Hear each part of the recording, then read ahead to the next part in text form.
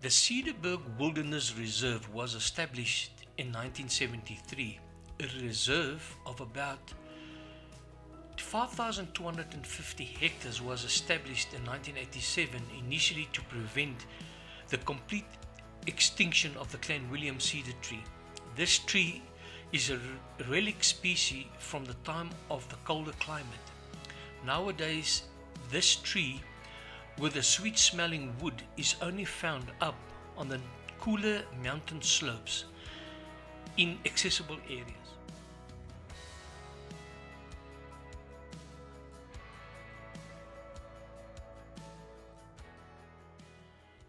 All farming livestock was removed from the Cederberg Wilderness Reserve, and small quantities of indigenous fauna were reintroduced, but not so much as to tax the recovering mountain fynbos.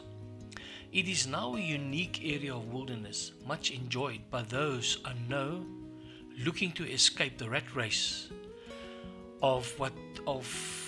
in the metropole areas.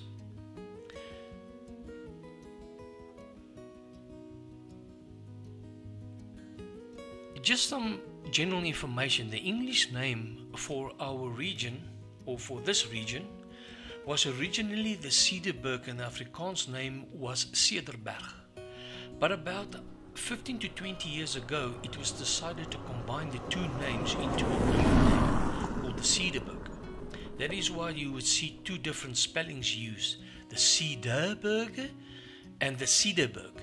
The name Cederberg comes from the Clan William cedar tree, and this is an extremely rare and endemic tree of the region, which typically grows at an altitude of over 1.5 kilometers high. Its wood is fine grained and very beautiful when it is worked properly. However, European settlement almost led to the complete destruction of the cedar trees, and thousands being used for furniture, housing, and even telegraph poles. The cedar tree is now strictly protected and only isolated trees that is seen in the hard to reach high location places.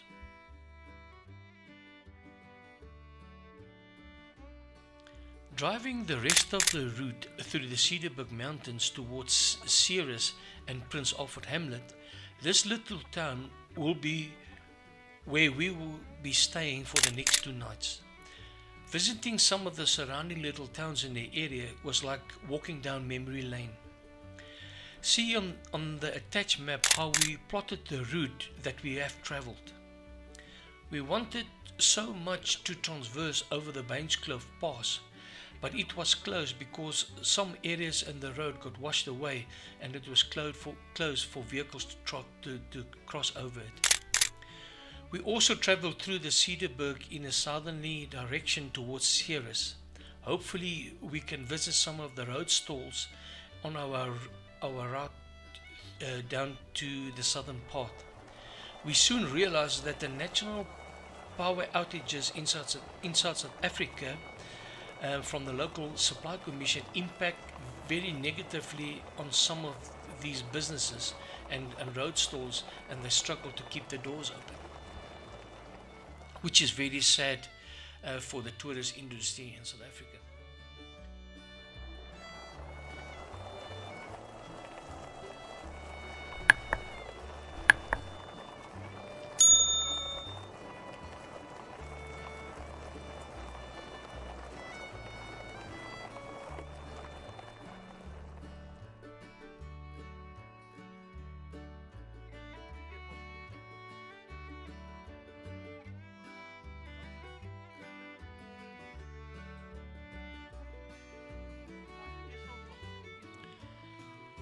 The Cederberg is one of South Africa's captivating beauty of our beloved country, and I think this is an area that every person in South Africa must see, and also every visitor that visits South Africa should also see this majestic mountainous area which is iconic to the western part of the Cape.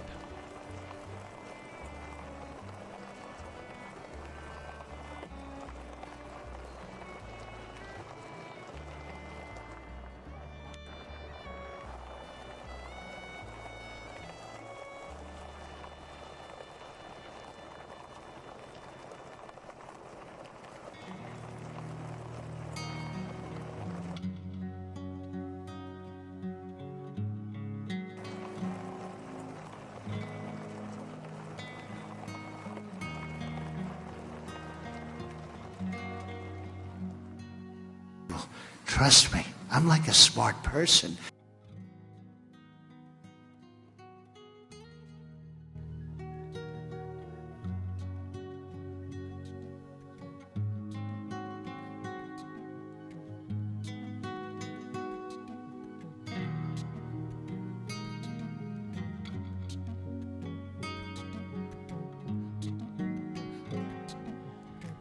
I think there's nothing better when you travel these roads with your windows wound down and you hear this tires hitting the dirt road and echoing into the mountains. This is majestic, and it gives some tranquil an experience that soothes the soul. So I think this is also much needed, and also a great experience that one can have traveling through these mountains.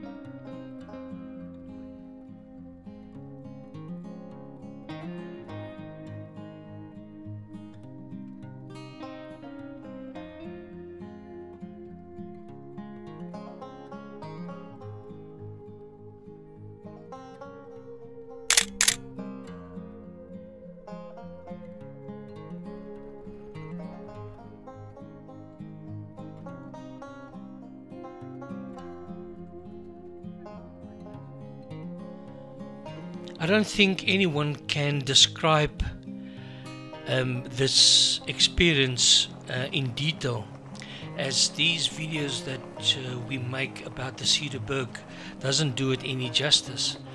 The only real justice that this serves is when one comes out to the Cederberg and experience this for yourself.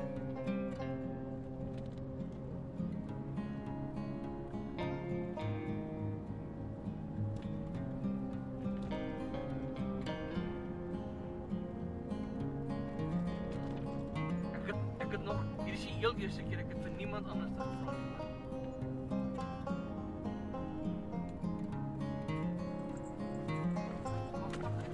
Die blijven achter.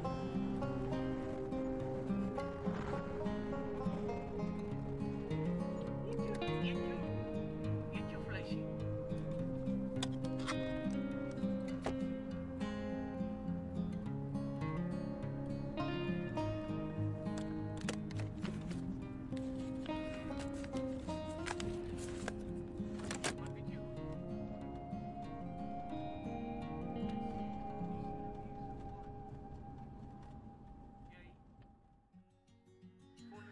Some of the surrounding little towns, but this was not what we have planned. We've planned to travel mostly the back roads and also some dirt roads. The aim was to see more of what the average traveler would not see, and then bring these amazing experiences to the viewers and also subscribers.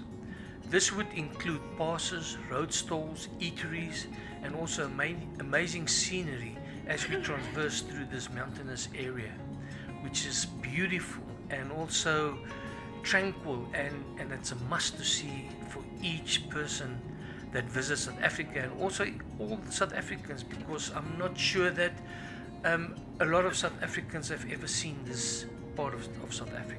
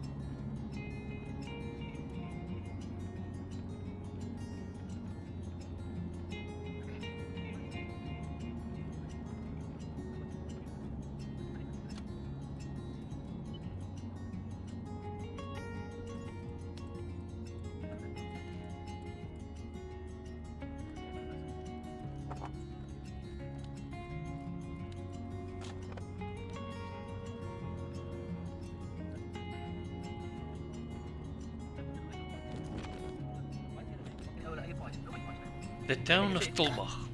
The basin has been inhabited for thousands of years by indigenous Bushmen and Khoisan people.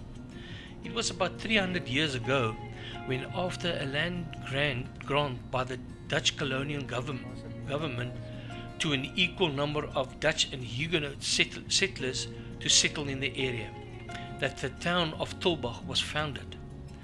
The region was named the Land van Waveren in 1699.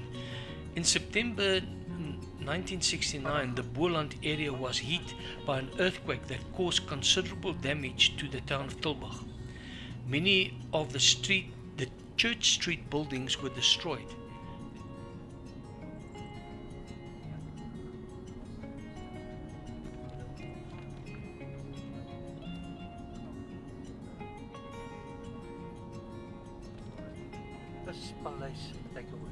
The extent of the damage was described by a journal bulletin of the Simon van der Stel Foundation in 1973. A street that somehow captured the essential spirit of a unique culture looked as if it was all of a sudden turned into a nightmare. Many of the fine gables had either tumbled or were totally destroyed.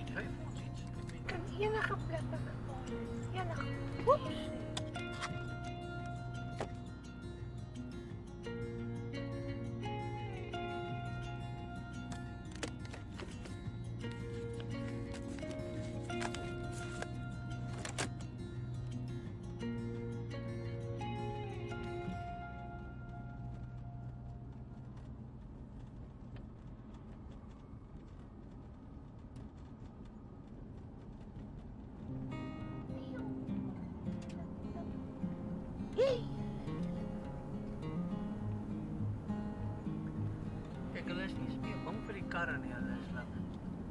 Wat se pas is hierdie?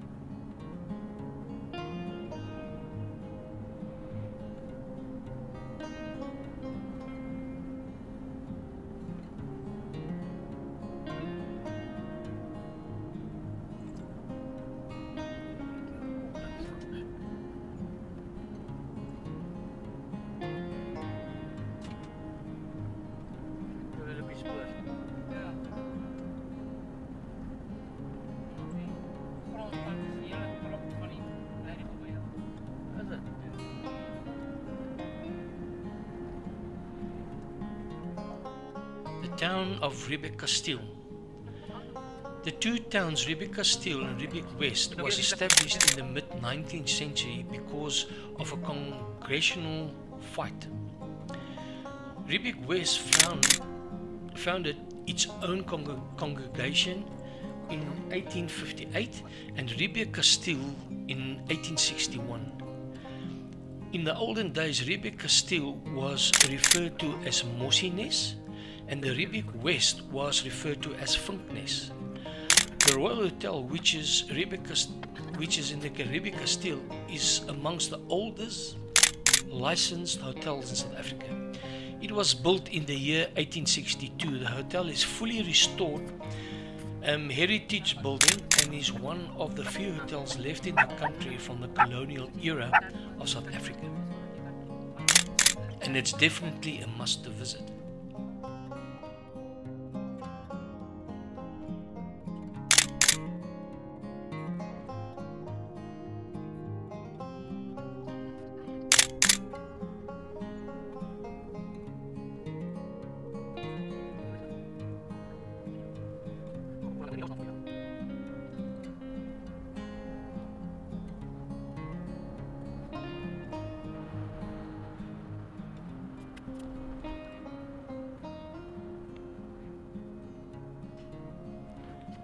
Our aim was to travel the back dirt roads from the Karoo into the Cederberg, and then also on our journey towards the eastern part of the country, and visiting all the stalls that you would experience or that you would find on these back roads. But some of our experiences were good and some of the experiences was not so good, but we've also realized that these back stalls or the back road stalls, surely deserves much more attention from the guys traveling in this area.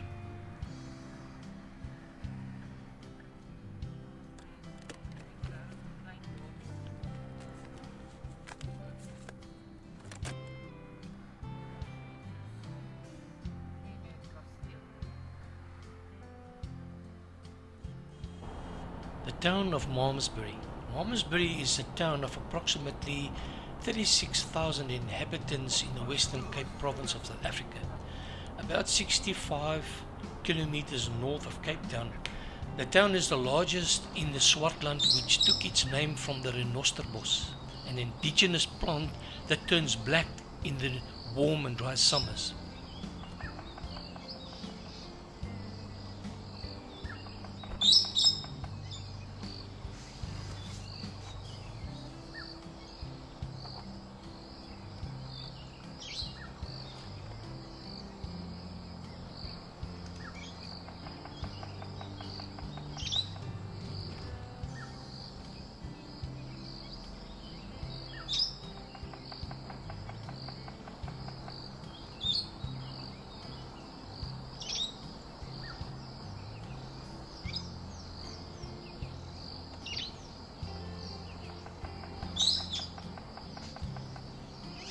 The town no longer attracts the ailing people because its aspect was never developed by the local authority, and today a shopping center is located on top of the site with only a decorative fountain marking the location of this original spring that the people bathed in the past.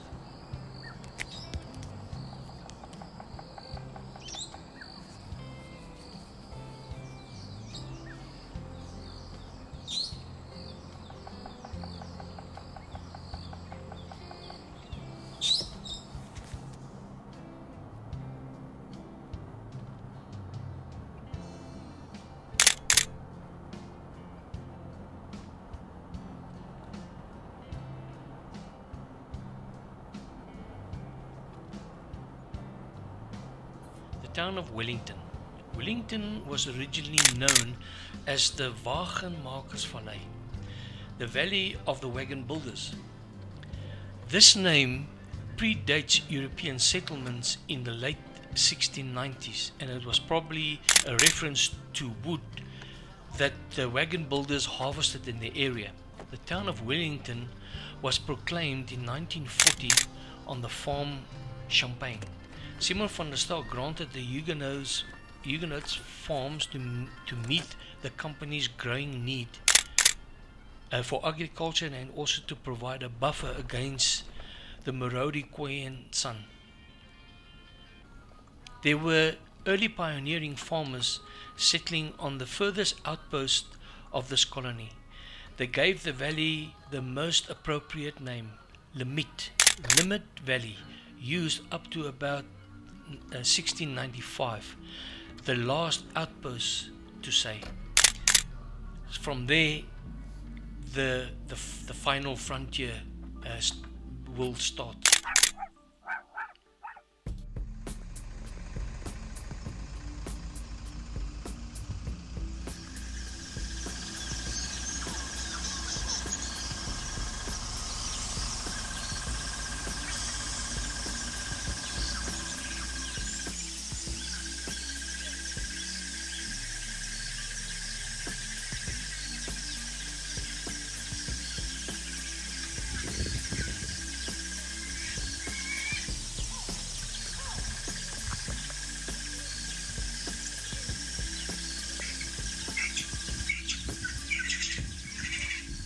And then one other thing that one should never forget is all the local animals that you would find, the creepy crawlies in this area, which is, some of them are venomous, some of them are not venomous, and they are harmful, but they're still very much part of this area.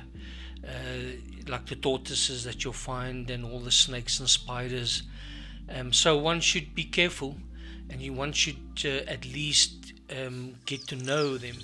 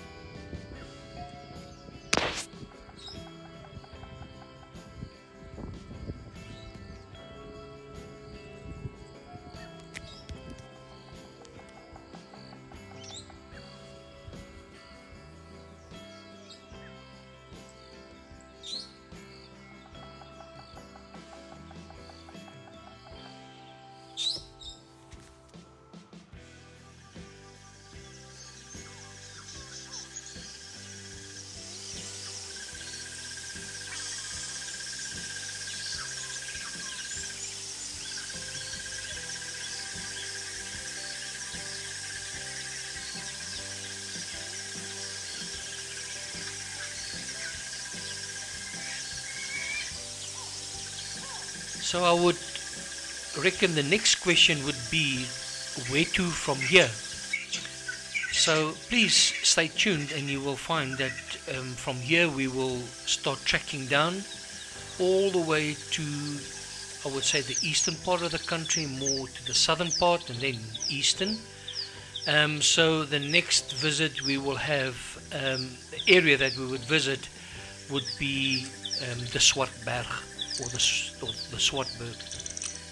I think this is another very exciting journey that we would share with you, with all the footage and videos that we will record. So please stay tuned to this channel to get all the latest updates and also the latest uploads onto our channel.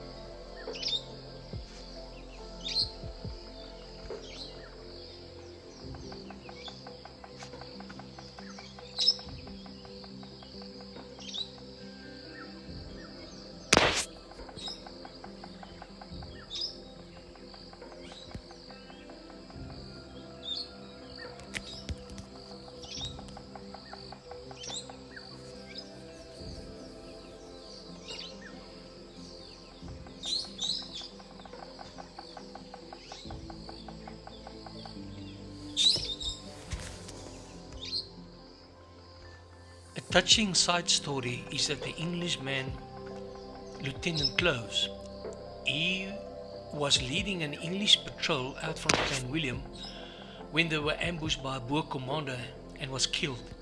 He was buried where he fell. His family travelled out and erected a headstone in the form of a Celtic cross, which bear the words "brave and true." The place where he fell is today called the Englishman's grave, or the Engelsman's Kloof. His mother came out to visit his grave every year for the rest of her life until 1936. This was at a time when the visit from England to South Africa entailed a steamer ship passage of some weeks in each direction. Then a full day's journey from Cape Town to Clan William. It is now an 11-hour flight and about 2.5 hours drive.